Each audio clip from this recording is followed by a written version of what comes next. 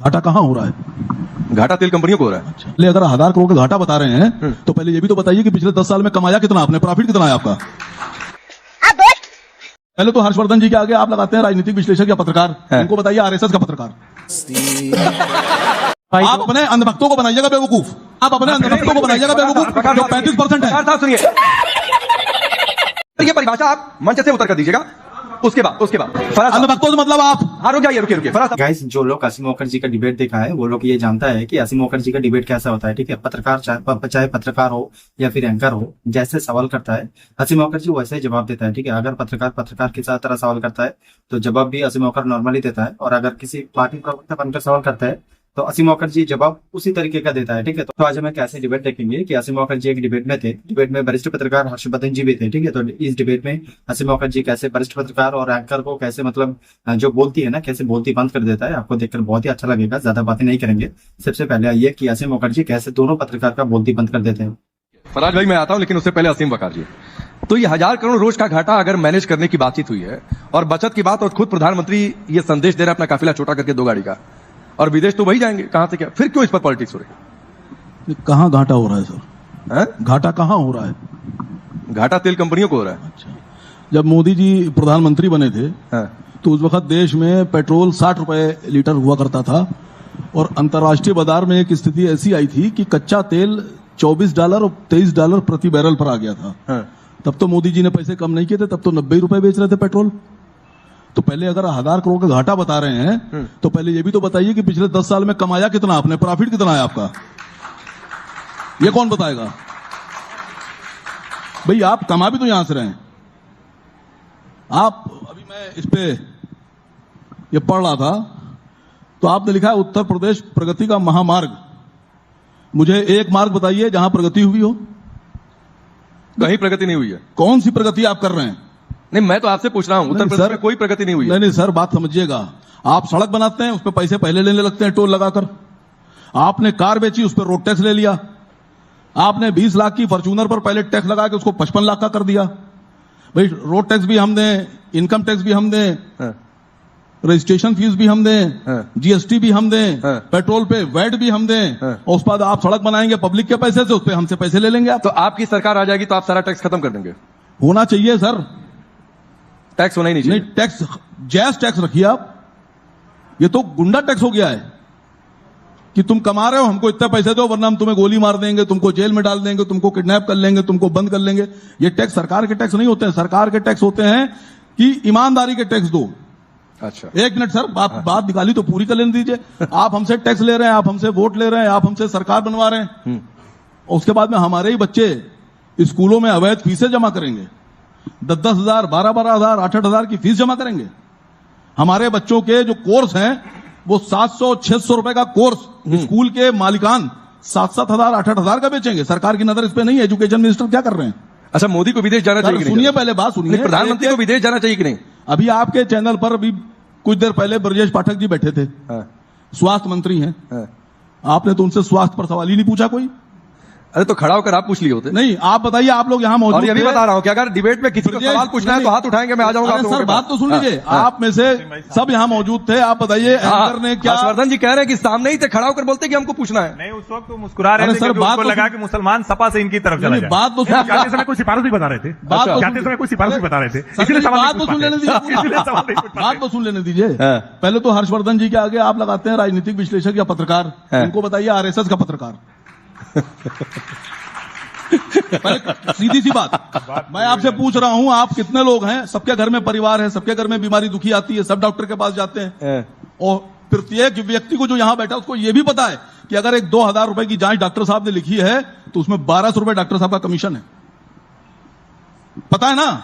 अच्छा चलिए, मैं एक मिनट सर, क्या आपने ब्रजेश पाठक को यह बात नहीं पता है? क्या ब्रजेश पाठक को इस पर कार्रवाई नहीं करना? अरे तो ब्रजेश पाठक जी चले गए भाई, उसी से मैं आपको पूछता था। आप राकेश जी कह रहे हैं कि आप सिफारिश करने में लगे हुए थे। ये मान गए ना, आपका काम हम कर रहे हैं। तो करिए सर, खड़ा होकर सवाल पूछिए, आपको होते पूछना था, वो सवाल ओपन हम प्लेटफॉर्म पूछ है। मैंने तो यहाँ भी लोगों से कह दिया, किसी को सवाल पूछना है तो इशारा करे, मैं उठ के चलाऊंगा। अरे सर, आपने किसी से कुछ नहीं कहा, ये आपने तो अपने लोगों को पारदर्शिता बुला- है सर, ये तो ट्रांसपेरेंसी है। आपने पहले लेकिन तो आप बता- राहुल गांधी को लेकर आपने जो पहले सवाल तो- उठ रहे सर, हैं आपने कि वो पहले- 7 करोड़ का खर्चा कहां से हुआ, उस पर आप नहीं बोल सर, रहे। आपने पहले से बता कर रखा है कि बीजेपी से सवाल ना पूछना। ना कोई आप बोलिए, किसको कौन पूछेगा, बोलिए। अब मैं तो आप मुझे चला, बोलने नहीं दे रहे सर, मैं क्या ट्रांसपेरेंसी करूं? है। मैं देश की बात कर रहा हूँ, जो देश की बात नहीं सब कर यहाँ रहा, उससे देशी की आप- बात कर रहे हैं सर, जो देश की कोई बात नहीं कर पाकिस्तान रहा, की बात करने थोड़ी नहीं बैठा यहाँ पर। मैं आवाम की बात कर रहा हूँ, मुझे बोलने नहीं दे रहे। हाँ, तो यहाँ भी देशी आवाम की मैं बात देश हो की रही बात कर रहा हूँ, मुझे है। बोलने चलिए नहीं दे 30 सेकंड और पूरा करिए।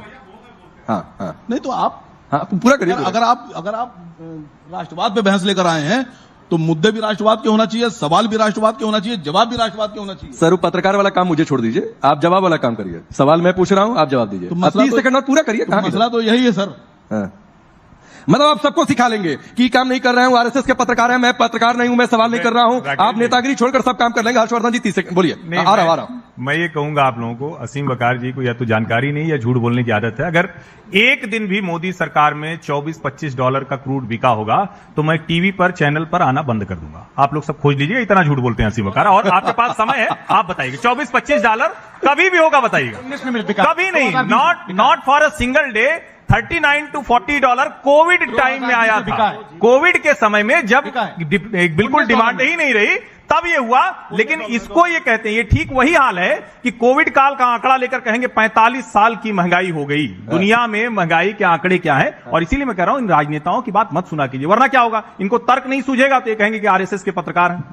समझिए इनका हाल देखिए आप। क्यों इनको जनता नहीं चुनती? इसीलिए नहीं चुनती है क्योंकि मुद्दे की छोड़कर व्यक्ति को टारगेट करने की कोशिश करते हैं।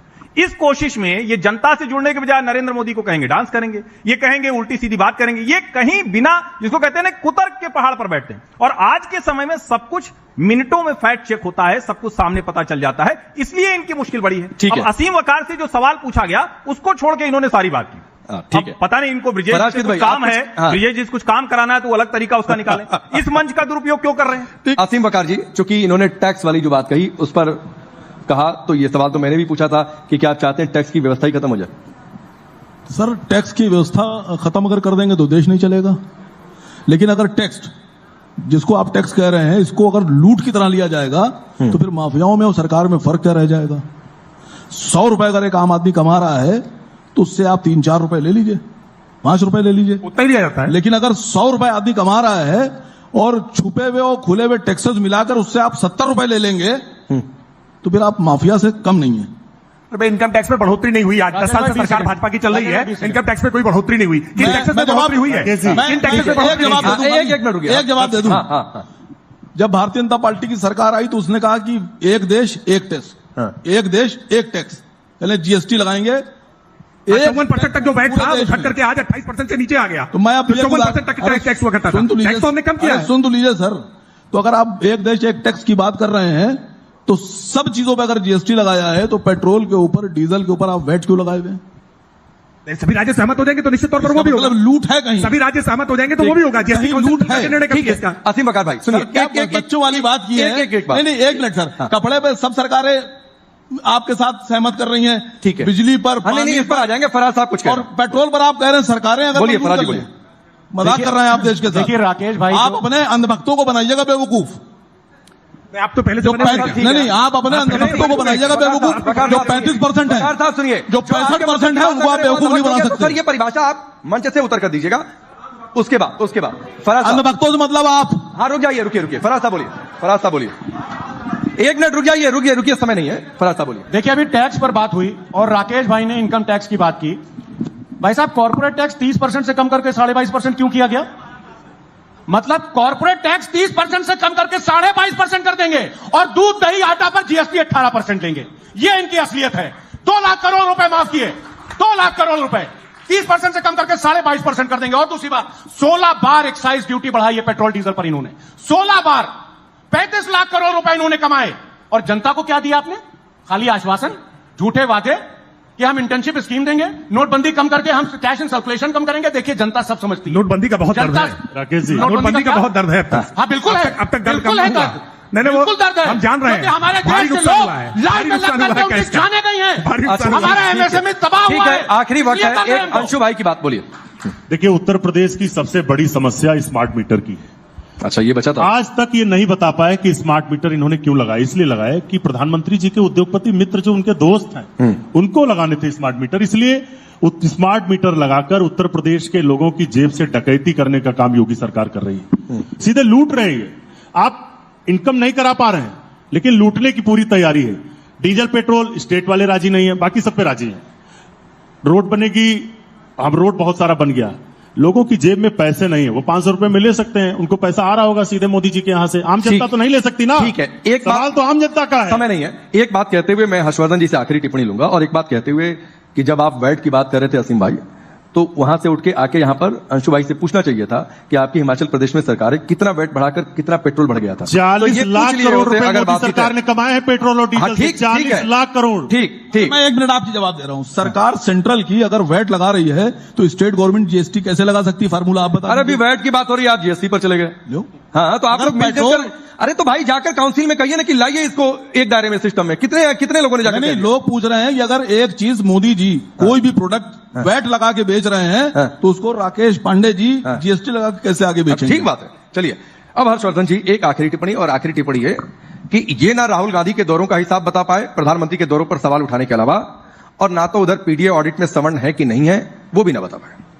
ये बता कैसे लेंगे? 1 मिनट। अब आपने इनसे पूछा, जब भारत के मैंने हर्षवर्धन जी से पूछा, भारत के प्रधानमंत्री और भारत के वित्त मंत्री जिनके पास सारा डाटा और आंकड़ा और सब कुछ मौजूद है, जब वो नहीं बता पा रहे हैं राहुल गांधी के दौरों का रिकॉर्ड, तो ये कैसे बता देंगे बेचारे? चलिए, मुझे पता नहीं था कि आप कांग्रेस की जगह आप ही बोल लेंगे। बोलिए हर्षवर्धन जी।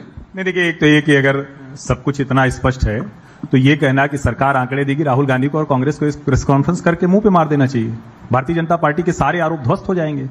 ये तो वही कह रहे हैं ना, विदेश यात्राओं पर तो राहुल गांधी गए हैं, और राहुल गांधी का तो एक समय में कुर्ता फटा हुआ था, आपको याद होगा, पैसे ही नहीं थे। दूसरा, फराज भाई थोड़ा सा उत्साह में गलत बोल गए फिर से। दूध पर जीएसटी 18% नहीं है। फिर मैं आप लोगों से आग्रह करूंगा कि चेक कर लीजिएगा, दूध पर 0% है या अधिकतम 5% होगी, हाई उस पर है। 0% को 18% इसी तरह का झूठ बोलते हैं तो जनता को लगता है भैया काहे तुम्हारे साथ हम जाए, भरोसा टूटता है। विपक्ष को जिम्मेदारी से जनता के मुद्दे उठाने चाहिए, तभी ये कुछ मामला बनेगा, नहीं तो फिर मुश्किल होगी। आप झूठ बोलेंगे बार-बार, झूठ इंटर्नशिप स्कीम के नाम पर बोला गया, झूठ इंटर्नशिप स्कीम के नाम पर बोला गया कि 1 करोड़ इंटर्नशिप देंगे, अभी तक 95 नौकरी लगी है खाली। एपेस्टीन फाइल आने दीजिए, फिर देखिए कब आ रही है। जल्दी समाज एक जनता सब। चलिए, एक जवाब आप ही दे दीजिए। जब ट्रम्प चाहेगा उसी दिन आ जाएगा। सोरोस देके बना करके जिस दिन मोदी जी सीधे खड़े हो जाएंगे उसी दिन आ जाएगी, जिस दिन ट्रम्प के सामने झुकेंगे उसी दिन आ जाएगी। चलिए, गाइस, ये वीडियो देखकर आपको कैसा लगा कमेंट करके जरूर बताना। यहाँ पे आपने ये देखा कि यहाँ पे मीम पार्टी का प्रवक्ता, समाजवादी पार्टी का प्रवक्ता और कांग्रेस प्रवक्ता ने जो कुछ भी बोला उसके ऊपर आपका जो राय हो कमेंट करके जरूर बता देना। आपने ये भी देखा कि आसिम मुखर्जी कैसे मतलब जो पत्रकार थे ना हर्षवर्धन जी को, या फिर मतलब जो एंकर थे, एंकर की कैसे बोलती बंद करते थे। ठीक है, ओवरऑल वीडियो कैसा लगा वो कमेंट करके बता देना, और ऐसे वीडियो देखने के लिए इस चैनल को सब्सक्राइब कर देना। मिलता है अगले नए वीडियो पे।